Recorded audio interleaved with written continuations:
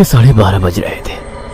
कोल्हापुर में धाराशिव जाने वाली सीनियर कॉलेज के छात्रों की बस जंगल के रास्ते से गुजर रही थी।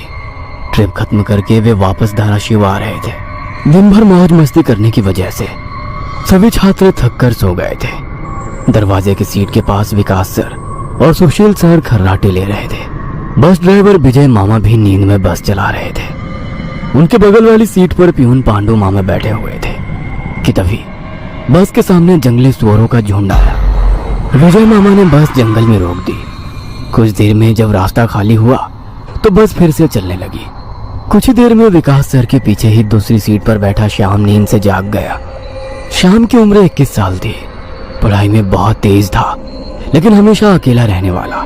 ना किसी से बनती थी, ना ही उसका कोई दोस्त था। वह दूसरी सीट पर अकेला बैठा हुआ था। सर, टॉयलेट जाना है। सर ने आधी आंखें खोलकर खिड़की से बाहर देखा। बस अभी भी जंगल में ही थी।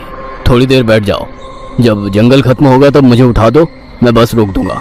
वे बोले और फिर आंखें बंद कर सो गए। श्याम बस की खिड़की से बाहर देखने लगा और जंगल खत्म होने का इंतजार करने लगा। कुछ ही देर में जंगल खत्म हुआ और बस वीरान जगह पर आ गई। उसने विकास सर को जगा दिया और उन्होंने ड्राइवर से बस को रोकने के लिए कहा।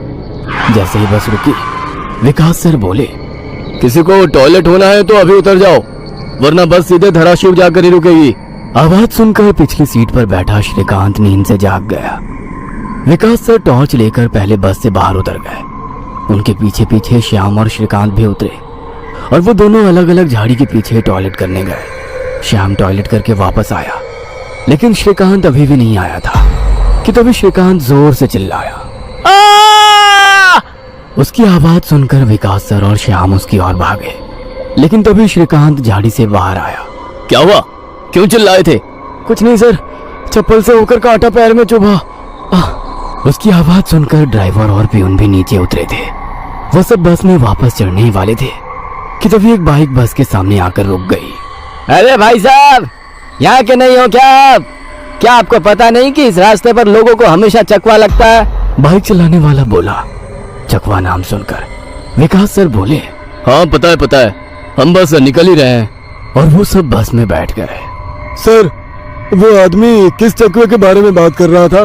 प्यून ने अगले सीट से ही मुड़कर विकास सर से पूछा। हिंदी में चकवा मतलब छलावा, छलावा मतलब भूत। कहते हैं जो लोग रात में सफर करते हुए मरते हैं उनकी आत्मा छलावा बन जाती है। छलावा रात को सफर करते हुए यात्रियों को पकड़ लेता है और उन्हें अपने गंतव्य स्थल तक पहुंचने ही नहीं देता। वो बस उन्हें उसी जगह पर घुमाते रहता है। कितना भी भाग लो या फिर गाड़ी तेज भगाओ, आप उसी जगह पर आप पहुंच जाओगे जहां आपको छलावा ने पकड़ लिया था। या फिर वो लोग रास्ते से भटक जाएंगे और उस जगह पहुंच जाएंगे जहां पर छलावा उन्हें ले जाना चाहता है। विकास सर ने बताया। इसके बाद ड्राइवर बोला, और यात्री रात भर उसी जगह पर बार बार घूमते हैं। वो तब तक रास्ता भटकते हैं जब तक सूरज ना उगे। जैसे ही सूरज उगता है उनकी ताकत कम हो जाती है। मेरे कुछ ड्राइवर दोस्त हैं, उनको भी छलावे ने पकड़ लिया था। कहते हैं छलावा बस उन्हीं यात्रियों को पकड़ता है जो थके हुए होते हैं, क्योंकि उन पर हावी होना बहुत आसान होता है ना। फिर तो छलावा बहुत ही खतरनाक है। प्यून घबराते हुए बोला। अरे कुछ खतरनाक नहीं है, ये सब अंधविश्वास है। ड्राइवर जब थक जाता है तो रात में उसे रास्ता समझना मुश्किल हो जाता है, इसलिए उसे भ्रम हो जाते हैं और वो रास्ता भटकता है। इसे ही अनपढ़ लोगों ने भूत यानी चकवा या छलावा का नाम दिया है। विकास सर बोले। ये सभी बातें श्याम और श्रीकांत सुन रहे थे। नहीं सर, छलावे होते हैं और कुछ छलावे तो जानलेवा भी होते हैं। मेरे दादाजी को छलावे ने इतना परेशान किया था कि मरते मरते बचे थे। रात को जितने भी एक्सीडेंट होते हैं उनमें से कुछ ना कुछ एक्सीडेंट छलावे के कारण ही होते हैं। वो रात के बेरहम शिकार होते हैं। यात्रियों की थकान और डर ही उनकी ताकत होती है। शिकारियों की तरह ही वे यात्रियों को डराते हैं, भगाते हैं और उनकी जान लेकर उनका शिकार करते हैं। हमें बस इतना पता चलता है कि कार एक्सीडेंट में उनकी मौत हो गई है, लेकिन मौत का कारण छलावा ही होता है सर। श्याम ने डरावनी आवाज में कहा। सर, इस का कुछ मत सुनो, इसकी बुआ राइटर है, उन्हीं से सुनी होंगी ये बातें। और राइटर लोगों का तो काम ही होता है बातें बनाना, उसी से तो उनका घर चलता है। पिछली सीट पर बैठे श्रीकांत ने कहा। श्रीकांत, चुप हो जाओ और सो जाओ, उन्होंने डांटते हुए कहा। और उसके बाद सभी लोगों ने आंखें बंद कर ली और सो गए। कुछ समय बीता। श्याम अभी भी जाग रहा था और खिड़की से बाहर देख रहा था। बस किसी जंगल के बीचों बीच से गुजर रही थी कि तभी उसने देखा कि रास्ते के किनारे एक बंद पड़ी चाय की टपरी है। लेकिन ये चाय की टपरी तो मैंने पीछे भी पहले वाले जंगल में देखी थी। वो मन ही मन बोला और खिड़की के बाहर देखने लगा। तब उसे पता चला कि वो तो वही जंगल है जो वीरान जगह से पहले आया था। वह भागते हुए ड्राइवर के पास गया। विजय मामा नींद में बस चला रहे थे, बीच बीच में आंखें झपका रहे थे। विजय मामा, बस कौन से जंगल में है? होगी किसी जंगल में।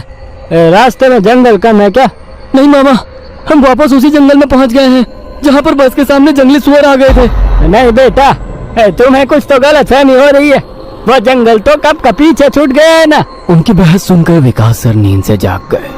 क्या हुआ श्याम? सर, हमें छलावा लग चुका है। उसने हमें पकड़ लिया है क्योंकि बस वापस उसी जंगल में आई है जहाँ से पहले गुजरी थी। लेकिन विकास सर भी ड्राइवर की तरह उस पर विश्वास नहीं कर रहे थे। सर, अगर आपको मेरी बात पर यकीन नहीं हो रहा है तो बाहर देखो।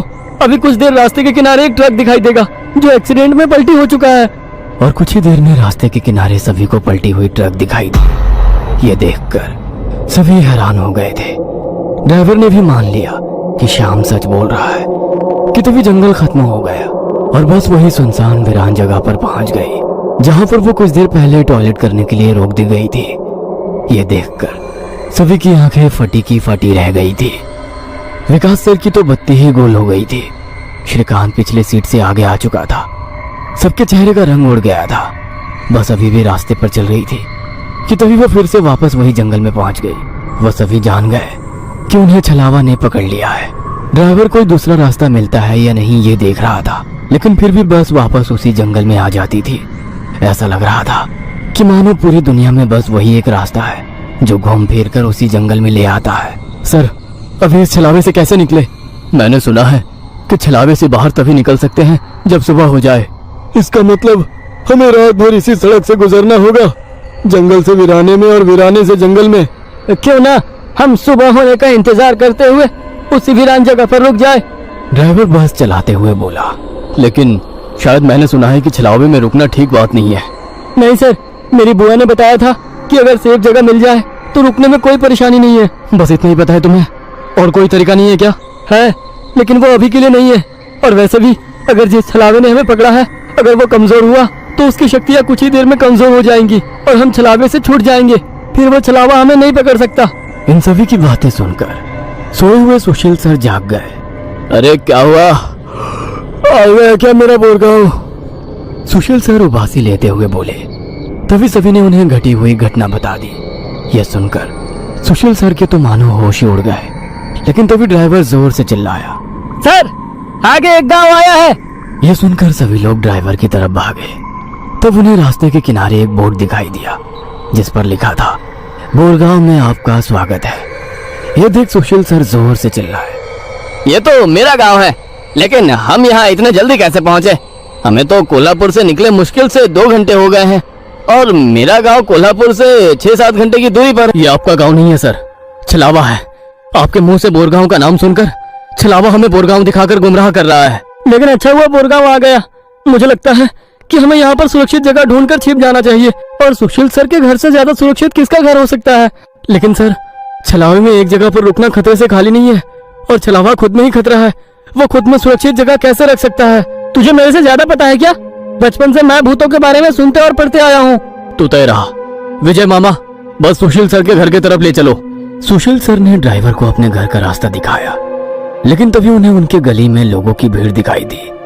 बस आगे नहीं जा सकती थी, इसलिए उन्होंने बस दूर ही खड़ी कर दी। भीड़ में खड़े लोग जोर जोर से रो रहे थे और भीड़ का रुख सुशील सर के घर की तरफ ही था। भीड़ के रोने की आवाज सुनकर वे सभी लोग डर गए।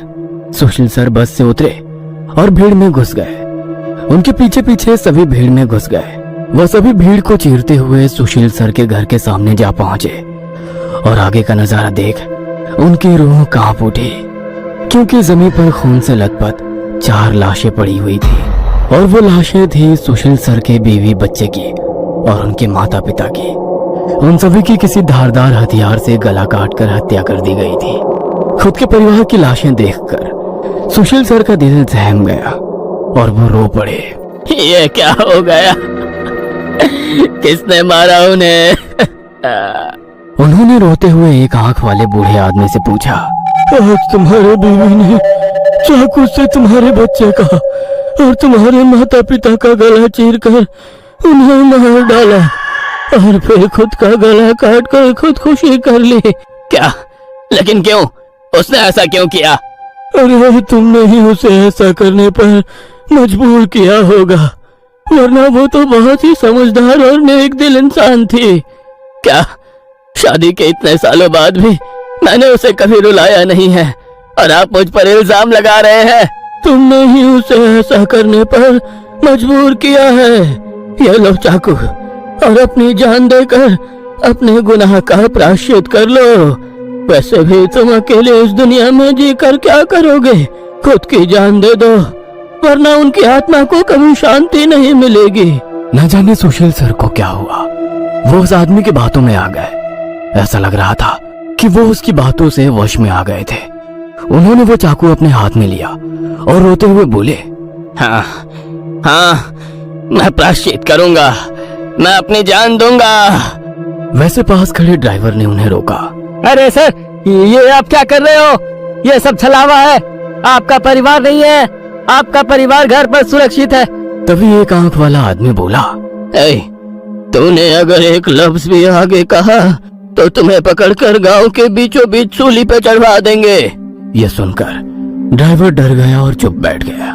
सुशील सर ने जमीन पर बैठकर चाकू की धार अपने गले पर रखी। सर, ऐसा मत करिए, ये सब कुछ छलावा है, इसके चंगुल में मत फंसिए सर। लेकिन फिर भी सर होश में नहीं आ रहे थे, इसलिए प्यून ने गुस्से में आकर उनको चांटा मारा। तब जाकर वो होश में आ गए और उन्होंने चाकू नीचे फेंक दिया। ये देख एक आंख वाला आदमी गुस्सा हो गया। भाइयों, इन लोगों को भीड़ से बाहर निकाल दो, इन्हें हम बाद में देखेंगे, पहले इस सुशील के बच्चे को पकड़ लो। ये सुनकर भीड़ में खड़े लोगों ने सभी को भीड़ से बाहर कर दिया। श्रीकांत, विकास सर, प्यून और ड्राइवर भीड़ के अंदर घुसने की कोशिश कर रहे थे, लेकिन अंदर घुस नहीं पा रहे थे। सुशील सर के हाथ पैर बांधकर उन्हें जमीन पर बिठाया गया। सुशील सर अपनी जान की भीख मांग रहे थे। मुझे कोई बचाओ, विकास सर, पांडु मामा, मुझे प्लीज बचाओ, मुझे बचाओ। वो चिल्ला रहे थे कि तभी एक आंख वाले आदमी ने चाकू से सुशील सर का गला काटा और उनका सर धड़ से अलग कर दिया। उसने उनका सर हाथ में पकड़ा और भीड़ के बाहर हवा में फेंक दिया। वो सीधे श्रीकांत और श्याम के सामने आ गिरा। वो दोनों चीखे। तब एक आंख वाला आदमी बोला, भाइयों, इन शहरी लोगों ने सुशील को बचाने की जरूरत की है, उन्हें भी पकड़कर उनका गला काट दो। वैसे भीड़ में खड़े लोग इन सब लोगों की तरफ मुड़े। वो गुस्से से इनकी तरफ देख रहे थे। तभी उन्हें बस के हॉर्न की आवाज आई। जल्दी से भागो, जल्दी करो। कुछ ही दूर बस में बैठे ड्राइवर मामा चिल्लाए। उनकी आवाज सुनते ही श्याम, श्रीकांत, विकास सर और प्यून बस की तरफ भागे। भीड़ उनका पीछा कर रही थी। ये सभी लोग जैसे तैसे बस में चढ़ गए। गांव वालों ने बस पर पथराव किया। बस के कांच टूटकर बच्चों के शरीर में उसके टुकड़े घुस गए, लेकिन उसमें से कोई भी नींद से जागा नहीं था, क्योंकि वो सब छलावे के प्रभाव से मोहित होकर सो गए थे। श्याम, विकास सर और श्रीकांत के शरीर में भी कांच के टुकड़े घुस गए थे। कुछ लोग बस के सामने खड़े होकर रोड से बस को तोड़ रहे थे कि तभी ड्राइवर ने उन पर बस चढ़ा दी और बस वहां से चल पड़ी। जैसे तैसे बस गांव से बाहर आ गई। हर कोई अपने शरीर से कांच के टुकड़े निकालने में लगा हुआ था। श्रीकांत अपने हाथ में घुसा कांच का टुकड़ा निकाल रहा था कि तभी प्यून वहां पर आया। भतीजे, रुक, मैं निकालता हूँ, वो बोला, क्योंकि श्रीकांत उनकी बहन का बेटा था। बस फिर से वापस जंगल में आ गई थी।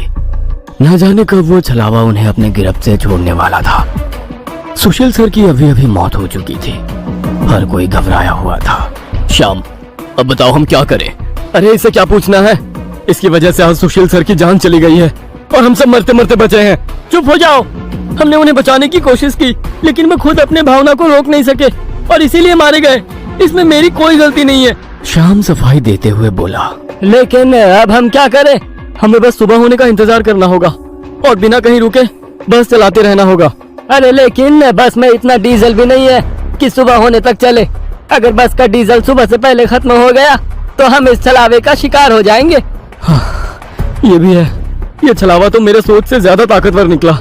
आज अमावस्या है, शायद ये अमावस छलावा है। बुआ कहती थी कि छलावे के बहुत से प्रकार हैं, जिससे सबसे खतरनाक अमावस छलावा होता है। ये सिर्फ और सिर्फ अमावस की रात शिकार करने के लिए बाहर निकलता है। इसे अकेले 2 या 3 लोगों की शिकार करना पसंद नहीं है। जहाँ पर यात्री बहुत सारी संख्या में होते हैं, बस उन्हीं पर यह छलावा हावी हो जाता है। वह सबसे पहले सबसे ज्यादा कमजोर और सफर में थके हुए इंसान को ढूंढता है, उन्हें डर दिखाता है, और जब उसकी डर से मौत हो जाती है तो उसके शरीर पर कब्जा करता है और बाकी यात्रियों के बीच में रहकर उन्हें गुमराह करता है। उन्हीं छलावे में बस घूमता रहता है और जब सभी यात्री थक जाते हैं तो उनका शिकार करता है। और मेरे हिसाब से हम जिस छलावे के चंगुल में फंसे हैं वो अमावस छलावा ही है, और वो भी हमारे बीच में ही है। श्याम डरावनी आवाज में बोला। यह सुनकर सभी के होश उड़ गए थे। वो सब तो ठीक है, लेकिन अब हम इस छलावे से बाहर कैसे निकले? ड्राइवर ने पूछा। इस पर श्याम ने कहा, अब केवल एक ही उपाय है, लेकिन इसमें खून बहने के चांसेस है। हाँ, क्या है वो उपाय?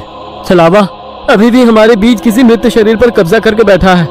हमें उसे ढूंढना होगा और उसे मारना होगा, क्योंकि उसकी आत्मा मृत शरीर से ज्यादा मजबूती से चिपकी नहीं होती। जैसे ही हम उसको मारेंगे, उसकी आत्मा मृत शरीर छोड़ देगी और फिर वो किसी मृत शरीर में घुस नहीं सकेगी, क्योंकि एक अमावस छलावा एक रात सिर्फ एक ही मृत शरीर पर कब्जा कर सकता है। लेकिन हम में से ये छलावा है कौन? वो पीछे सोए हुए स्टूडेंट के शरीर में नहीं है, क्योंकि वो होश में नहीं है। वो हम 5 में से एक है। क्या? लेकिन हम सब तो जिंदा हैं। नहीं, हम में से एक पहले ही मर चुका है। उसे छलावे ने मार डाला है और उसके शरीर पर कब्जा कर लिया है। कब्जे के बाद मृत शरीर बिल्कुल एक जिंदा आदमी लगता है, क्योंकि छलावा अपने ताकत से जिंदा इंसान की नकल करता है। लेकिन वो है कौन? वैसे श्याम गंभीर हो गया और उसने श्रीकांत की ओर देखा। बस अभी भी जंगल के रास्ते चल रही थी। ड्राइवर बस चलाते चलाते पीछे हो रही बातचीत सुन रहा था, क्योंकि उसे पता था कि अगर बस रुकी तो छलावा उसे निगल जाएगा। बस में सन्नाटा छाया हुआ था। हर कोई श्याम के मुंह से छलावे का नाम सुनना चाहता था कि तभी श्याम बोला, ये श्रीकांत ही छलावा है। ये क्या बकवास कर रहे हो तुम? होश में तो हो? माना कि तुम्हारी बुआ ने बहुत सारी भूतों की किताबें लिखी है, उसका मतलब ये तो नहीं कि तुम कुछ भी बोलोगे और हम सुनते रहेंगे। मेरा विश्वास करो सब, श्रीकांत ही छलावा है। जब ये वीरान जगह पर झाड़ी के पीछे गया था, तब मैंने इसे किसी साए की ओर घूरते हुए देखा था। जब मैं देखने के लिए आगे बढ़ा, तभी मेरी चप्पल में कांटा चुभने की वजह से मेरी चीख निकल गई और वो साया वहाँ से गायब हो गया। शायद तभी उसने श्रीकांत को पकड़ा होगा और उसके शरीर पर कब्जा किया होगा। चल, जल्दी से इसे मार डालो, वरना ये भाग जाएगा। यह सुनकर सभी के होश उड़ गए, लेकिन उसकी बात में कुछ तो वजन था। ए श्याम, जुबान संभाल कर बात कर। भतीजा है ये मेरा, अगर इसको किसी ने हाथ भी लगाया तो मार डालूंगा। हाँ। प्यून गुस्से में बोला, सर जी, इस पांडु की मत सुनिए। मुझे भी लगता है कि यही छलावा है, क्योंकि हम सभी ने झाड़ी से आती श्याम की चीख सुनी थी। श्याम बिल्कुल सच कह रहा है। ड्राइवर बस चलाते हुए बोला, अरे शक की सुई तो इस श्याम पर भी है। यह भी तो झाड़ी के पीछे गया था और दिखाई नहीं दे रहा था। ऊपर से यह विकास हम दोनों की नजर से दूर था। शायद इसे ही छलावे ने बस के नीचे खींच लिया और वहीं मार डाला। तो ये दोनों क्यों नहीं हो सकते छलावा? प्यून ने कहा। अरे मैं जिंदा हूँ, मैं छलावा नहीं हो सकता। श्याम ने कहा। हाँ, और ये श्याम हमारी कब से मदद कर रहा है। ये छलावा होता तो हमारी मदद क्यों करता? अब बचे तुम तो ड्राइवर के बाजू में ही थे, इसलिए ये श्रीकांत ही छलावा है। विकास सर जोर से बोले, अरे सर, इस पे उनको छोड़ो। अब सीट के नीचे से रॉड निकालो और उस छलावे का सर फोड़कर मार डालो। ड्राइवर बस चलाते हुए बोला। यह सुनकर श्रीकांत डर के मारे प्यून के पीछे छिप गया। विकास सर ने सीट के नीचे से लोहे की रॉड निकाली। प्यून ने उन्हें रोकने की कोशिश की, लेकिन विकास सर ने उन्हें धक्का मारा और रॉड श्रीकांत के सर पर मारी। लेकिन श्रीकांत वहां से हट गया और नीचे गिर गया। वो रॉड से दूसरा हमला करते कि तभी प्यून ने पीछे से रॉड पकड़ी और विकास सर के हाथों से रॉड खींचकर उन्हें खिड़की पर धकेल दिया और उनके सर में रॉड दे मारा। विकास सर हाथों से सिर पकड़कर वहीं तड़पते रह गए। उनके सर से खून निकल रहा था और कुछ ही देर में उन्होंने अपना दम तोड़ दिया। ये देख श्याम चिल्लाया, विजय मामा, जल्दी से पीछे आइए, इन दोनों ने विकास सर को मार डाला। यह सुनकर ड्राइवर ने बस बीच जंगल में रोक दी और वो पीछे भागते हुए आया। उसने पियून के हाथों से रॉड छीना और उसे धक्का दे दिया। तुम नहीं सुनोगे, इसलिए पहले मुझे तुम्हें ही मारना होगा।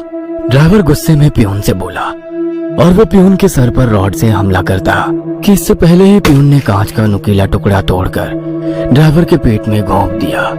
ड्राइवर जोर से चिल्लाया और नीचे गिर गया कि तभी बस के बाहर से भीड़ की आवाज सुनाई देने लगी।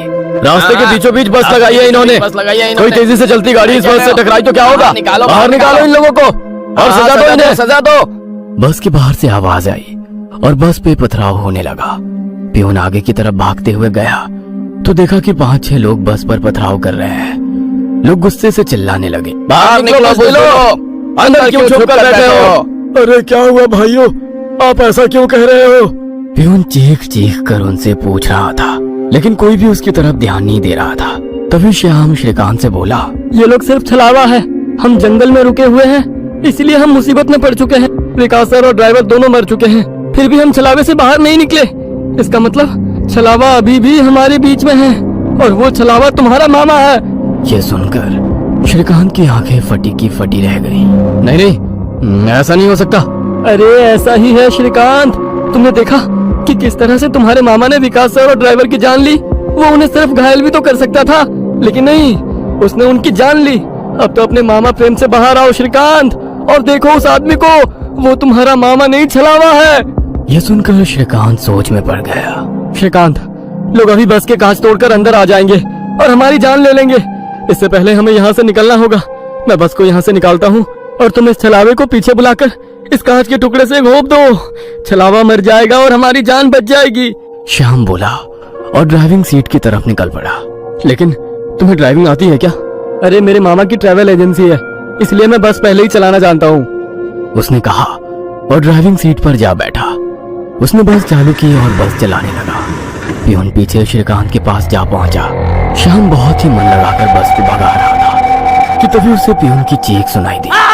उसने मिरर में देखा तो पियून गले में हाथ लगा के नीचे गिर गया। श्रीकांत के हाथ में खून से सना कांच का टुकड़ा था। उसने अपने ही मामा को गला काट कर मार डाला था। श्रीकांत श्याम के पास आया। श्याम ने बस रोक दी। मैंने छलावे को मार डाला। ये सुनकर श्याम जोर जोर से हंसने लगा और उसकी आंखें लाल हो गई और वो डरावनी आवाज में बोला, लेकिन छलावा तो मैं हूँ। यह सुनकर श्रीकांत के तो होश उड़ गए। अरे चौंक क्यों रहे हो? मैं ही छलावा हूँ। जंगल में जब बस के आगे सुअरों का झुंड आया था, तभी मैं बस में घुस गया था। मैंने बस में सबसे कमजोर और थका हुआ यात्री चुना। ये श्याम थकान के कारण गहरी नींद में सो गया था। मैंने इसे जगाया और मेरा असली रूप दिखाया। मेरा डरावना रूप देखकर ये उसी वक्त सीने पर हाथ लगाते हुए मर गया। मैंने तुरंत इसके शरीर पर कब्जा कर लिया। तभी मैंने जाना कि पिछली सीट पर बैठा एक लड़का, मतलब कि तू, आधी नींद में था और टॉयलेट जाने के विचार में था और मैंने अपना खेल शुरू कर दिया। मैंने बस में बैठे सभी को छलावे की कहानी सुनाकर डरा दिया, क्योंकि डर ही मेरा सबसे बड़ा हथियार है। मैंने जानबूझकर तुम सबको गुमराह किया और सुशील सर के गांव ले गया और तुम्हें छलावे में रुकने के लिए मजबूर किया और सुशील सर की जान ली। मैंने ही विकास सर, तेरा मामा और ड्राइवर को एक दूसरे से लड़ाया ताकि वो आपस में लड़ लड़ कर मर सके, और आखिर मैंने तुम्हारे हाथों से ही तुम्हारे मामा का खून करवाया। ऐसा कहकर वो हंसने लगा। यही मेरा खेल यानी कि शिकार थी। तूने अपने ही मामा की जान ली, उस मामा की जिसने तुम्हें बचाने के लिए अपने जान पर खेलकर 2 आदमियों की जान ली। अब तुम्हारा जी कर क्या फायदा? यह सुनकर श्रीकांत के आंखों में आंसू आ गए। उसे अपनी गलती का एहसास हो गया। श्रीकांत, आओ बैठ जाओ इस ड्राइविंग सीट पे और ठोक दो इसे किसी पेड़ पे। ले लो खुद की और इन सभी यात्रियों की जान। छलावा श्रीकांत की आंखों में देखकर बोला। शायद उन लाल आंखों का जादू श्रीकांत पे हो रहा था। वो छलावे की बातों में आ गया था, जैसे सुशील सर आ गए थे और खुद की जान लेने के लिए तैयार हो गए थे। शायद श्रीकांत को अपने किए का पछतावा हो रहा था और वो छलावे की बात मानने वाला था कि तभी श्रीकांत ने अपने आंसू पोंछे और वो जोर से चिल्लाया, मामा। छलावे को पीछे पैरों की आहट सुनाई दी और उसने मुड़कर देखा कि तभी प्यून ने लोहे का रॉड छलावे के सर पे दे मारा और उसके सर पर 4-5 बार हमला कर उसका सर कुचल दिया। तुम्हें क्या लगा खेल केवल तुम ही खेल सकते हो? अरे मैंने तो तुम्हें तभी पकड़ लिया था जब तुम विकास सर और ड्राइवर की मौत देखकर मुस्कुरा रहे थे। तुम अपनी खुशी छुपा नहीं पाए। तब मेरे दिमाग में तुम्हारी बातें आई। जानबूझकर तुमने हमें गुमराह करके छलावे में रोका और तुम्हारी वजह से सुशील सर की जान गई। तुमने मुझ पर ही छलावा होने का इल्जाम लगाया, हाँ? और मेरे मामा विकास सर और ड्राइवर के बीच आग लगा दी और बाद में तुमने मुझे ही मेरे मामा को मारने के लिए कहा। और हद तो तब हो गई जब तुमने कहा कि तुम्हारे मामा की ट्रैवल एजेंसी है, जबकि श्याम का मामा तो हमारे कॉलेज के बाहर गोलगप्पे का ठेला लगाता है। श्रीकांत ने अपने मामा के हाथों से लोहे की रॉड ली और छलावे से बोला, अब तुम चैन से शिकार करने के लिए अगले अमावस की रात का इंतजार करो, क्योंकि आज तुम खुद शिकार हो गए हो। और ऐसा कहकर उसने एक रॉड का वार उसके कुचले सर पे कर दिया और उसके शरीर से छलावा काले धुएं के रूप में बाहर निकला और बस के बाहर निकल गया। और जैसे ही छलावा बस से बाहर निकल गया, सभी स्टूडेंट्स नींद से बाहर आ गए। आज पहली बार कोई अमावस छलावा किसी यात्री से हारा हुआ था। बस के ऊपर हवा में उड़ता हुआ छलावा दर्द से तड़पने लगा और चिल्लाते हुए हवा में बिखर गया। उस छलावे को अपनी योनि से मुक्ति मिल गई, क्योंकि ये सृष्टि का नियम है कि जब भी कोई छलावा इंसान से हारता है उसका अंत हो जाता है और उसे मुक्ति मिल जाती है। आधी रात का समय था। एक गाड़ी हवा से बातें करती लोनावला की घुमावदार सड़कों पर दौड़ी चली जा रही थी। गाड़ी के अंदर तेज म्यूजिक चल रहा था और अंदर बैठे चारों नौजवानों अक्षय, रवि, आयशा और आदि ने अपने हाथ में एक एक कोल्ड ड्रिंक की बोतल पकड़ी हुई थी, जिसमें उन्होंने शराब मिला रखी थी। शराब के नशे में झूमते हुए अचानक ही अक्षय ने गाड़ी में ब्रेक लगाया। अचानक ब्रेक लगने के कारण चारों को एक जोरदार झटका लगा और जैसे शराब का नशा एक झटके में चूर हो गया। घबराते हुए रवि, आदि और आयशा गाड़ी से बाहर निकल आए। क्या हुआ अक्षय, इतनी जोर से ब्रेक क्यों लगा दिया? सब ठीक तो है ना? लगता है डिक्की खुली रह गई है। जा आदि, तू चेक कर गया। कुछ नहीं हुआ बे, बस वैसे ही मजे ले रहा था। इसका बर्थडे है, इसे परेशान करना तो बनता है ना। तुम्हें अगर ज्यादा मस्ती सूझ रही है तो हटो, मैं ड्राइव करती हूँ। गाइस, मुझे लगता है अक्षय पीकर आउट हो चुका है। ए आयशा, चुप करके बैठना पीछे। बोला ना तुझे मजाक कर रहा था। आदि आ जाना यार, कुछ नहीं है डिक्की में, बैठ जल्दी। आशा के बुलाने पर आदि भी आकर अपनी सीट पर बैठ जाता है और अक्षय वापस से गाड़ी स्टार्ट कर देता है। यार 100 की स्पीड में भागती गाड़ी में तूने ब्रेक लगा दिया। अगर गाड़ी पहाड़ से नीचे गिर जाती तो अभी इन वादियों में भूत बनकर घूमते अपन लोग हैं। यार प्लीज ऐसा करो, किसी लॉज पर गाड़ी रोक दो, हम लोग सुबह निकलेंगे। अब तेरी क्या प्रॉब्लम है? तुम लोग समझ नहीं रहे हो यार, तुम सबको चढ़ गई है, अपने होश में नहीं हो तुम लोग। इस तरह लॉन्ग ड्राइव पर जाना सही नहीं है और तुम लोग अभी इस हाईवे के बारे में ज्यादा कुछ जानते भी नहीं हो। यार तेरा ही बर्थडे मनाने जा रहे हैं, तू सारा मजा मत खराब कर। अच्छा बता, क्या प्रॉब्लम है इस हाईवे में? यार मैंने बोला ना, ये रास्ता सही नहीं है। यहाँ के लोकल्स का कहना है कि आगे पहाड़ी पर अक्सर रात में एक्सीडेंट होते हैं। क्या बकवास है ये, एक्सीडेंट किस रोड पर नहीं होते हैं? हाँ, इसमें क्या नई बात है? होते हैं, सब जगह होते हैं, लेकिन यहाँ पर वजह कुछ और होती है। बस तू यू टर्न लो और पीछे चलो। अब तो तूने चैलेंज कर दिया भाई को, अब गाड़ी नहीं रुकने वाली। आदि के लाख रिक्वेस्ट करने पर भी अक्षय ने फिर से गाड़ी का गियर बढ़ाया और एक बार फिर से उनकी गाड़ी हवा से बातें करने लगी। आदि की बातें भूलकर बाकी के दोस्त भी अंग्रेजी गाने की धुन पर आंख बंद करके थिरक रहे थे, लेकिन आदि अभी भी अक्षय के साथ आगे की सीट पर थोड़ा सिकुड़ा सहमा सा बैठा हुआ था। रात का सन्नाटा हर गुजरते पल के साथ गहराता जा रहा था। रात के तकरीबन 2 बज गए थे। पीछे की सीट पर बैठे बैठे रवि अब झपकियां लेने लगा था। तभी एक बार फिर से अक्षय ने जोरदार ब्रेक लगा दिया तो गाड़ी जाकर सड़क किनारे लगे पेड़ से जा टकराई। अक्षय, तुम्हारा दिमाग खराब हो गया क्या? ये क्या मजाक लगा रखा है बार बार? अब तुम चुपचाप ड्राइविंग सीट से उतरो, नहीं तो अच्छा नहीं होगा। अरे यार, कोई मजाक नहीं है। मेरी गाड़ी के सामने अभी अभी ना जाने कहां से एक लड़की आ गई थी। अच्छा, तो अब कहाँ गई वो लड़की? मुझे तो यहाँ कोई लड़की नजर नहीं आ रही। मेरा यकीन करो आयशा, गाड़ी के सामने एक लड़की थी। उसे देखकर ही मैंने ब्रेक लगाया तो गाड़ी डिसबैलेंस होकर इस पेड़ से जा टकराई। ट्रस्ट मी, मैं कोई मजाक नहीं कर रहा। रात के 2 बज रहे हैं। इतनी रात को इस सुनसान सड़क पर कोई लड़की क्यों घूमेगी? और अगर तुम्हारी बात मान भी ले कि यहाँ कोई लड़की थी, तो अब वो लड़की कहाँ है? आदि, तुम तो अक्षय के साथ ही बैठे थे ना, तुम्हें कोई लड़की दिखाई दी? मुझे तो कोई लड़की दिखाई नहीं दी। पता नहीं अक्षय क्या कह रहा है। मुझे कुछ समझ में नहीं आ रहा है यार। लड़की अचानक कहाँ गायब हो गई? समझ लो हमारा एक्सीडेंट होते होते बचा है अभी। आदि, आयशा और अक्षय गाड़ी से नीचे उतरकर बातें कर रहे थे और अभी सब कुछ अनसुना करके चैन की नींद सो रहा था। इसे देखो, अभी गाड़ी खाई में गिर जाती तो ये सोते सोते कुंभकर्ण ऊपर पहुँच जाता। इसीलिए बोलती हूँ, लिमिट में पिया करो। हाँ, तू सही कह रही है। शायद मुझे चढ़ गई है। मैं पीछे बैठता हूँ, अब तू ड्राइव कर ले। ना बाबा ना, अब तो मेरी आंखें नींद से भरी हो रही हैं। तू ही चला गाड़ी, लेकिन अब ध्यान से चलाना। अक्षय एक बार फिर से ड्राइविंग सीट पर बैठ गया और आयशा पीछे बैठकर झपकियां लेने लगी। कुछ देर बाद, यार आदि, मुझे ऐसा लग रहा है हम बार बार उसी रास्ते पर आ रहे हैं। सब गोल गोल घूम रहा है यहाँ। वही पेड़, वही पहाड़।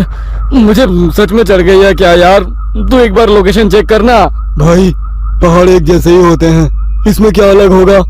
आदि अपना मोबाइल निकालता है, लेकिन मोबाइल में कोई नेटवर्क ही नहीं आ रहा था। यार, मेरे फोन में नेटवर्क ही नहीं है। तभी अक्षय को गाड़ी की लाइट्स में सामने एक आदिवासी पहनावे वाली लड़की दिखाई देती है। लगता है मुझे फिर से वहम हो रहा है। अगर अब मैंने ब्रेक लगाया तो ये सब मिलकर मुझे ही पहाड़ से नीचे फेंक देंगे। अक्षय लड़की की ओर गाड़ी बढ़ाने लगता है। अरे, तुझे दिखाई नहीं दे रहा? सामने कोई लड़की है, उसे गाड़ी से उड़ा ही देगा क्या? आदि की बात सुनकर अक्षय लड़की से कुछ दूरी पर ही गाड़ी रोक देता है। अक्षय, अचानक ये लड़की कहाँ से आ टपकी? चुपचाप गाड़ी आगे बढ़ा। मुझे कुछ ठीक नहीं लग रहा है, बाहर मत निकलना। अरे यार, बहुत घबराई हुई लग रही है और रात भी हो रही है। देखने तो देख क्या बात है। मैं बोल रहा हूँ ना, ये रास्ता सही नहीं है यार। यहाँ पर अक्सर लोगों को छलावा लग जाता है। तो फिर शुरू हो गया। तभी वो लड़की दौड़ते हुए उनकी गाड़ी के पास आ जाती है। मुझे भूलनपुर तक छोड़ दो साहब, आपकी बड़ी मेहरबानी होगी। क्या बात है, डरी हुई क्यों लग रही हो? साहब, वो लोग मेरे पीछे लगे हैं, आप बस जल्दी से यहाँ से चलो, नहीं तो कुछ भी हो सकता है। लड़की की बात सुनकर अक्षय गाड़ी का दरवाजा खोल देता है और लड़की आकर आयशा के बगल में बैठ जाती है। आपका बहुत बहुत शुक्रिया साहब, आज तो मैं बाल बाल बची हूँ। आपको पता नहीं है साहब, इतनी रात गए इधर निकलना सही नहीं है। यहाँ रात गए अपने शिकार की तलाश में छलावा घूमता है। कहते हैं जिसके ऊपर छलावा की नजर पड़ जाए, फिर वो नजर बांध देता है। उसके बाद आप वही देखोगे जो वो आपको दिखाएगा। लेकिन तुम भाग क्यों रही थी? कौन था तुम्हारे पीछे? साहब, मैं छलावा के पकड़ में आ गई थी, बड़ी मुश्किल से अपनी जान बचाकर भागी हूँ। लड़की अभी अपनी कहानी सुना ही रही थी कि सामने से कुछ लोग मशाल लेकर सड़क के बीचों बीच खड़े हो जाते हैं। अरे, ये लोग ऐसे सड़क घेर कर क्यों खड़े हो गए हैं? कौन है ये लोग? ओह शिट, हॉर्न बजा जल्दी। इन लोगों पर हॉर्न का कोई असर नहीं पड़ रहा यार। एक टक घुरे जा रहे हैं और अपनी जगह से टस से मस तक नहीं हो रहे हैं। मुझे तो बहुत गुस्से में लग रहे हैं। क्या करूं? पतली सी सड़क है, अगर ये सामने से नहीं हटे तो गाड़ी रोकनी पड़ेगी। गाड़ी रोकते ही कहीं इन्होंने हम पर हमला कर दिया तो? साहब, ये आदमी नहीं है, आप बस गाड़ी मत रोकना। अगर इन्होंने हमें पकड़ लिया तो अच्छा नहीं होगा, हम में से कोई नहीं बचेगा। क्या मतलब है तुम्हारा? मैं उन पर गाड़ी चढ़ा दूं? नहीं नहीं, ये मुझसे नहीं हो पाएगा। अक्षय की गाड़ी धीरे धीरे उस भीड़ के नजदीक पहुंच रही थी। भीड़ में खड़े लोगों के हाथों में जलती हुई मशाल और लाठी डंडे दिखाई पड़ रहे थे। इसके साथ ही उनके चेहरे पर गुस्सा भी साफ साफ देखा जा सकता था। जैसे ही गाड़ी उस भीड़ के नजदीक पहुंचने को हुई, अचानक ही अक्षय को दाईं ओर एक मोड़ दिखाई दिया और उसने गाड़ी उधर ही घुमा दी। अब गाड़ी उस सुनसान रास्ते पर दौड़ती चली जा रही थी। अचानक ही आयशा की नींद टूट जाती है। अरे यार, ये लड़की कौन है और ये कहाँ आ गए हम लोग? यार आयशा, हम अपनी आंखों से छलावा देखकर आ रहे हैं। बस लास्ट मोमेंट पर अक्षय ने इस रोड पर गाड़ी घुमा ली, नहीं तो पता नहीं आज क्या होता। मुझे तो अभी तक सोच सोच कर ही घबराहट हो रही है। ये सब हमारे साथ क्या हो रहा है? मुझे कुछ समझ नहीं आ रहा। हम लोग अभी एग्जैक्टली है कहाँ, कुछ पता है? आशा के इतना कहते ही अक्षय को सड़क पर एक बोर्ड दिखाई देता है। ये देख, सामने बोर्ड पर लिखा है लोनावला 60 किलोमीटर। लो, हम तो बस 1 घंटे में लोनावला पहुंचने वाले हैं। लेकिन लोनावला पहुंचने में तो 8 घंटे लगते हैं ना। इतनी जल्दी हम लोग लोनावला कैसे पहुंच सकते हैं? आखिर ये कौन सा रोड है जो इतनी जल्दी वहाँ पहुंचा रहा है? वेट वेट वेट, मुझे ऐसा क्यों लग रहा है कि हमारी ये ट्रिप कुछ अनयूजुअल सी हो गई है। रवि सोए ही जा रहा है, इतना कुछ हो गया लेकिन इसकी नींद ही नहीं खुल रही है। आधी रात को तुम्हें ये लड़की मिल जाती है, फिर ये पता नहीं कौन सा नया रास्ता मिल जाता है, और अब तुम कह रहे हो लोनावला बस 60 किलोमीटर बचा है। I can't believe it. कुछ तो गड़बड़ हो रही है हमारे साथ। क्या यार आयशा, तू तो मजे से नींद में झपकियां ले रही थी ना। अगर तूने वो मशाल और हथियार वाले लोग देखे होते तो तुझे भी यकीन हो जाता। अक्षय ने जो उस मोमेंट पर किया वो सही किया, कुछ अनयूजुअल नहीं है।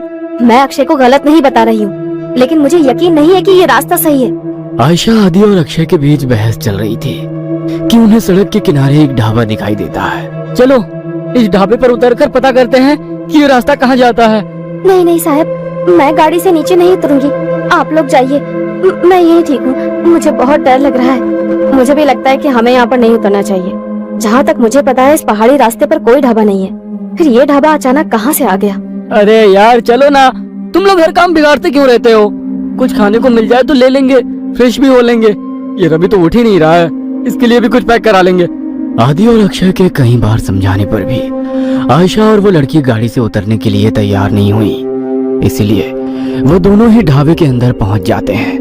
वहां पहुंचकर अक्षय सिगरेट सुलगा लेता है। आदि, सिगरेट पिएगा? दूर रख इसे, पहले ही शराब पी रखी है, ऊपर से ये सिगरेट। पागल मत बन अक्षय, तुझे गाड़ी भी चलानी है। अरे वो तो कब की उतर गई भाई। कोई है? अरे भाई कुछ मिलेगा खाने के लिए? अक्षय के कई बार आवाज लगाने पर एक रहस्यमय सा दिखने वाला आदमी अंदर से बाहर आता है। अब कुछ खाने के लिए है? अक्षय की बात सुनकर वो आदमी एक प्लेट में दाल चावल निकालकर उसकी ओर बढ़ा देता है। छी, ये कैसा खाना है? इसमें तो कीड़े रेंग रहे हैं। खाओ चुपचाप, हम भी कई दिनों से भूखे हैं। अब तुम आ गए हो, अब हमारी भूख भी मिट जाएगी। उस आदमी की रहस्यमयी बातें सुनकर अक्षय बहुत घबरा जाता है। अक्षय उस आदमी को धक्का देकर वहां से भागते हुए गाड़ी की तरफ आ जाता है। आदि चल यहाँ से, ये आदमी मुझे कुछ ठीक नहीं लग रहा है, यहाँ रुकना सही नहीं है। कहाँ तक भागोगे? वो तुम तक पहुंच चुका है, छल चुका है तुम्हें। अब तुम में से कोई नहीं बचेगा। इतना कहकर वो आदमी वहां से गायब हो जाता है। अक्षय और आदि हाँफते हुए वापस गाड़ी में आकर बैठ जाते हैं। गाड़ी में बैठ आदि, हम अभी भी छलाव में हैं, और उस आदमी ने अभी अभी हमसे कहा कि वो हम तक पहुंचकर हमें छल चुका है। इसका मतलब कहीं ये तो नहीं कि छलावा हम में से ही कोई एक हो? अबे क्या बकवास कर रहा है? क्या नई कहानियां बना रहा है अब तू? अरे तू तो पूरे रास्ते सो रहा था ना, तुझे नहीं पता हमारे साथ क्या क्या हुआ है। तू चुप रह, ये ढाबा भी एक छलावा ही था।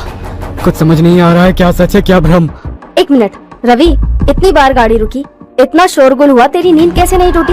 तो रवि ही है ना? कहीं ऐसा तो नहीं कि यही छलावा हो? सोचो गाइस, पूरे रास्ते इसने हमसे कोई बात नहीं की है। ए, तुम लोग पागल हो गए हो क्या? हाँ, मुझे तो लगता है ये लड़की ही छलावा है। आधी रात को सड़कों पर लड़कियां नहीं प्रेत घूमती हैं। मेरी मानो तो इसे पहाड़ से नीचे धकेलकर छुटकारा पाओ इससे, देखना उसके बाद सब सही हो जाएगा। पागल मत बनो, मैं एक इनोसेंट लड़की को ऐसे कुछ भी करने नहीं दूंगा। मुझे तो लगता है साहब ये आदि सर ही छलावा है। यही हमें ढाबे में ले जाने के लिए पीछे पड़े थे। ये सब इनकी ही चाल है। अरे बस करो तुम सब के सब, ये क्या तमाशा शुरू कर दिया? तुम चुप करो अब, मैं अभी मरना नहीं चाहती। सबसे पहले तो मैं इस लड़की का काम तमाम करूंगी। मुझे भी लगता है कि ये लड़की ही गड़बड़ है। आशा अपने बगल में बैठी उस आदिवासी लड़की का गला दबाने लगती है। आशा को उस लड़की का गला दबाते देखकर अक्षय गाड़ी रोक देता है और उसे बचाने की कोशिश करने लगता है। इस लड़की के लिए मैं अपने दोस्तों की जान खतरे में नहीं पड़ने दूंगा। तभी रवि गाड़ी में रखी लोहे की रॉड उठाकर उस लड़की के सर पे दे मारता है। ये क्या कर दिया तूने? बस खत्म हो गई प्रॉब्लम। इसकी बॉडी को गाड़ी से बाहर फेंको और आगे बढ़ो। लड़की को मारने के बाद वे लोग उसकी बॉडी को गाड़ी से नीचे उतार रहे होते हैं। कि तभी दूसरी ओर से कुछ गांव वाले मशाल लेकर उनकी ओर दौड़ते दिखाई पड़ते हैं। ये तो वही लोग हैं ना जिसे ये लड़की छलावा बोल रही थी।